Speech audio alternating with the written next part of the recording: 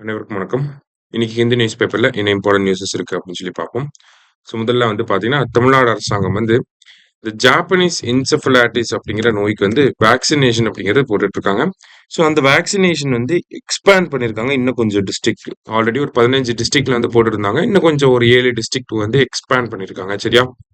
அதை பேஸ் பண்ணி ஜாப்பனீஸ் என்செஃபலைட்டிஸ்னா என்ன, what type of disease, how it is caused, what are the symptoms அப்படிங்கிறத மட்டும் நம்ம பார்த்துப்போம். சரியா? ஜாப்பனீஸ் என்செஃபலைட்டிஸ் அப்படிங்கிறது ஒரு ஜூனோட்டிக் டிசீஸ். ஓகேவா? ஜூனோட்டிக் டிசீஸ் அப்படின்னா விலங்குகள்ல இருந்து மனிதர்களுக்கு வரக்கூடிய டிசீஸ். சரியா? அது ஜூனோட்டிக் வைரல் டிசீஸ். எப்படி ஸ்ப்ரெட் ஆகுதுன்னா மஸ்கிட்டோஸ்னால ஸ்ப்ரெட் ஆகுது. மஸ்கிட்டோன்னு பாக்குறப்ப என்ன வகையான மஸ்கிட்டோ அப்படின்னா கியூலெக்ஸ் மஸ்கிட்டோஸ்னால நமக்கு ஸ்ப்ரெட் ஆகுது. ஓகேவா? இப்ப ஜாப்பனீஸ் என்செஃபலைட்டிஸ் அப்படின்னா it is a zoonotic disease. எதனால ஸ்ப்ரெட் ஆகுது? மஸ்கிட்டோனால ஸ்ப்ரெட் ஆகுது. என்ன டைப் ஆஃப் மஸ்கிட்டோனா கியூலெக்ஸ் மஸ்கிட்டோனால நமக்கு ஸ்ப்ரெட் ஆகுது. இது எதெல்லாம் அஃபெக்ட் பண்ணுது அப்படின்னு சொல்லி பாத்தீங்கன்னா நம்மளோட சென்ட்ரல் நர்வஸ் சிஸ்டத்தை அஃபெக்ட் பண்ணுது. சரியா? இதனால இறந்து போறதும் இருக்கு. அந்த ஃபேட்டலிட்டி ரேட் அப்படிங்கிறது ஹை அப்படின்னு சொல்லி கொடுத்துருக்காங்க. ஓகேவா? சோ இந்த டிசீஸ்ல இருந்து வேக்சினேஷன்லாம் போட்டு சர்வைவ் ஆனாலுமே ஒரு சில நியூராலஜிக்கல் டேமேஜ் அப்படிங்கிறது இருக்கதான் செய்யும். அதிகமா பாதிக்கப்படுறது யார் அப்படின்னா சில்ட்ரன்ஸ் தான் அதிகமா பாதிக்கப்படுறாங்க. சரியா? இதுதான் இந்த நோயை பத்தி நமக்கு கொடுத்துருக்காங்க. பேசிக்கா இருக்கிறத தெரிஞ்சுக்கிட்டா போதும். ஆல்ரெடி ஒரு 15 மாவட்டங்கள்ல இந்த ஒரு நோயை பத்தி வேக்சினேஷன் இருந்துச்சு. இப்போ ஒரு 7 மாவட்டங்கள்ல போட போறாங்க. வேற ஒன்றும் இல்லை. சரிங்களா? அடுத்ததா பாத்தீங்க அப்படின்னா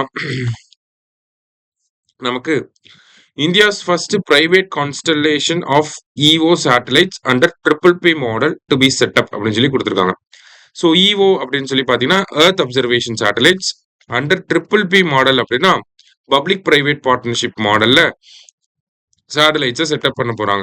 ஓகேவா? ஃபர்ஸ்ட் இன்ஸ்பேஸ் பாத்தீங்கன்னா இஸ்ரோவோட ஒரு விங். ஓகேவா? அவங்க என்ன பண்ணிருக்காங்கன்னா பிக்சல் ஸ்பேஸ் இந்தியா அப்படின்னு சொல்லக்கூடிய இந்த ஒரு கம்பெனி செலக்ட் பண்ணிருக்காங்க. இந்த பிரைவேட் செக்டார் கம்பெனி ஸ்பேஸ்ல இருக்கக்கூடிய ஸ்பேஸ் செக்டார்ல இருக்கக்கூடிய ஒரு பிரைவேட் கம்பெனி. சரியா?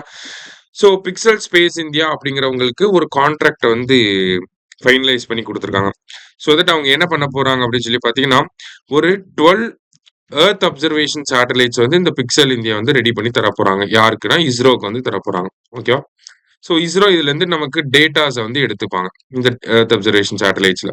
ஏன்னா நிறைய எர்த் அப்சர்வேஷன் சேட்டலைட்ஸ் நம்மளே வச்சிருந்தாலுமே நிறைய டேட்டாஸ் நம்ம ஃபாரின் கண்ட்ரிஸ் கிட்ட இருந்து வாங்க வேண்டிய நிலைமை இருக்கு. ஓகேவா? ஆனா இந்த எர்த் அப்சர்வேஷன் சேட்டலைட்ஸ் இந்த 12 எர்த் அப்சர்வேஷன் சேட்டலைட்ஸ் பிக்சல் உருவாக்க போறாங்க இல்லையா? இந்த 12 எர்த் அப்சர்வேஷன் சேட்டலைட்ஸுமே பாத்தீங்கன்னா அனாலிசிஸ் ரெடி டேட்டாவை நமக்கு தரப்போகுது. அனலைஸ் பண்றதுக்கு ரெடியா இருக்கக்கூடிய டேட்டாவை நமக்கு தரப்போகுது. இதன் மூலியமா நம்மளோட இண்டிஜீனியஸ் டேட்டா அப்படிங்கிறது அதிகமாக போகுது. நம்ம வெளிநாடுகளுக்கு போய் வெளிநாடுகள்கிட்ட டேட்டாவை கேட்கணும், அதுக்கான டேட்டா வர்றதுக்கு வெயிட் பண்ணுங்கிற அவசியம் கிடையாது. நம்மளே ஓன் டேட்டாவை ஜெனரேட் பண்ண ஆரம்பிக்க போறோம். சரிங்களா? அதுதான் இந்த ப்ராஜெக்டோட ஒரு முக்கியமான விஷயம். ஒரு பப்ளிக் பிரைவேட் பார்ட்னர்ஷிப் மாடல் மூலியமா PPP மாடல் மூலியமா இஸ்ரோவும் இஸ்ரோவோட இன்ஸ்பேஸும் நமக்கு பிக்சல் இந்தியா அப்படிங்கிற இந்த கம்பெனியும் சேர்ந்து 12 எர்த் அப்சர்வேஷன் சேட்டலைட்ஸ் லான்ச் பண்ண போறாங்க. சரியா? அதான் இந்த ஒரு முக்கியமான விஷயம். அடுத்து 5 இயர்ஸ்ல இது லான்ச் பண்ண போறாங்க. 1200 crores இதுக்கு செலவாகும் அப்படிங்கிறதையும் சொல்லியிருக்காங்க. ஓகே. லாஸ்டா பாத்தீங்கன்னா நமக்கு RBI prescribes 7 sutras for AI adoption in financial sector அப்படின்னு சொல்லி கொடுத்துருக்காங்க. ஆக்சுவலி சுத்ரா அப்படிங்கிறது பாத்தீங்கன்னா சூத்ரா சம்திங். ஓகேவா? இது சான்ஸ்கிரிட்ல ஃபார்முலா ஆர் ரூல் அப்படின்னு சொல்லுவாங்க. Formula RLs R rule. ஓகேவா? இதை ஒரு ஏஐ டெக்னாலஜியை ஃபினான்சியல் செக்டார்ல எப்படி அடாப்ட் பண்ணணும் அப்படிங்கிறதுக்காக ஒரு 7 டைப் ஆஃப் சுத்ராஸ் அனௌன்ஸ் பண்ணியிருக்காங்க. யாருன்னா RBI. என்னெல்லாம் இருக்க போகுது அப்படின்னு சொல்லி பாத்தீங்கன்னா trust is the foundation, people first, innovation over restraint, fairness and equity, accountability, understandable by design and safety, resilience and sustainability அப்படிங்கிற இந்த ஒரு 7 ஃபார்முலா பேஸ் பண்ணி தான் நம்ம ஃபினான்சியல் அந்த ஃபின்டெக் செக்டார்ல ஏஐயை அடாப்ட் பண்ணணும் அப்படிங்கிறத சொல்லியிருக்காங்க. ஜஸ்ட் என்னங்கிறத மட்டும் பார்த்துக்கோங்க. சரியா?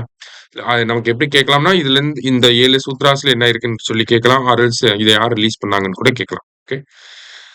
தேங்க்யூ.